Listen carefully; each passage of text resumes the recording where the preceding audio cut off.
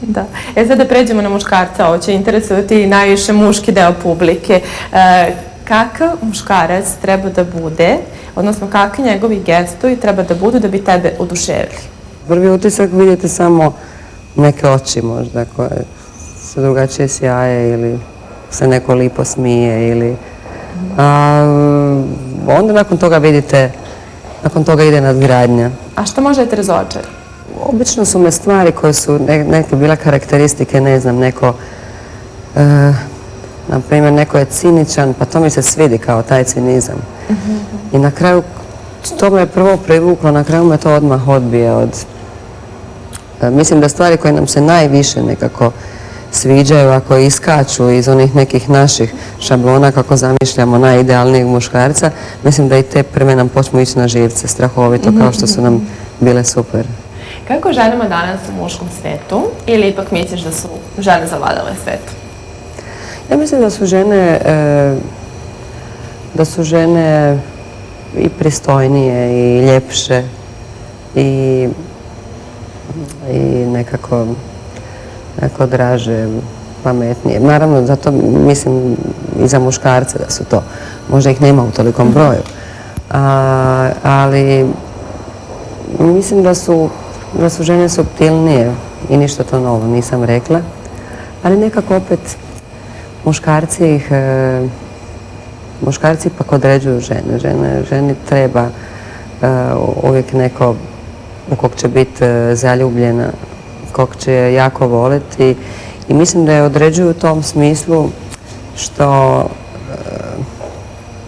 kad se žena zaljubi u nekog muškarca, onda da li će on biti taj koji će davati krila i vjetar u leđa i onda će ona još biti ljepša i blistati i cvjetati po svijetu, ili će taj isti muškarac se zadavati probleme pa će ona tonut,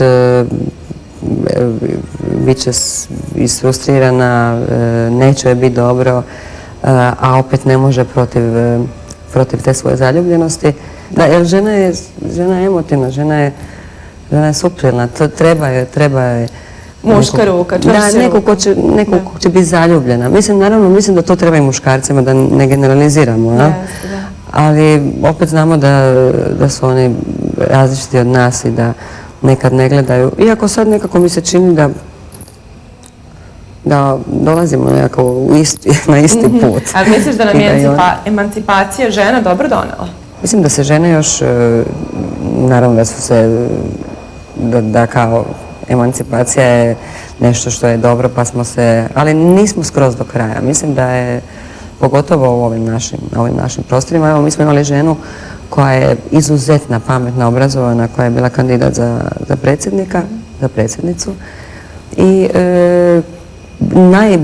imala je najbolje izlaganja, najbolje je govorila, tako simpa, onako lijepo stari, mislim, te bore, sve nekako lijepo. Međutim, nije dobila je, mislim, najmanji postotak glasova u tom zadnjem krugu, od tih 6 kandidata. Da li to ima veze zato što je samo žena ili govorila je istinu? Dakle, ona nije davala nekakva lažna obećanja. Govorila je točno onako kako je.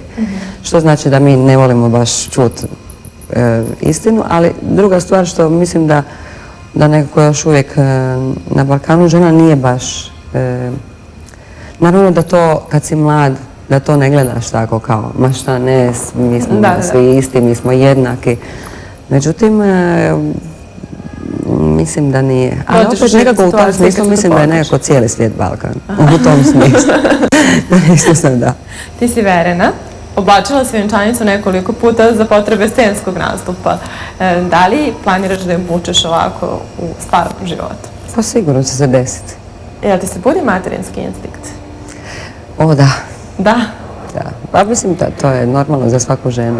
Da, možeš sebe da zamisliš onako kao u kuhinji, da praviš razne đakonije, deci, mužu, onako kao prava porodična žena? Mogu, toga sam se nagledala kući kroz moju mamu, uz moju mamu, a ovo što se tiče djeci imam psa sad, naravno da je to neuporedivo, ali kako sam ga dobila kao bebu, pa mislim da bi bila mislim da bi to bilo sasvim Da. A vi možete lijepo. usvojiš dete? Pa vjerojatno da sam imala tu jaku želju da bi to napravila i prije. Naravno da bih mogla. Mislim da u svima nama to dobro prevladava i da svi kad čujemo da je neko usvojio dijete imamo ono joj kao super je ta osoba i sad šta nas je navelo, što se desilo da mi nismo to napravili, vjerojatno život ili o tome da nismo baš previše razmišljali o tome.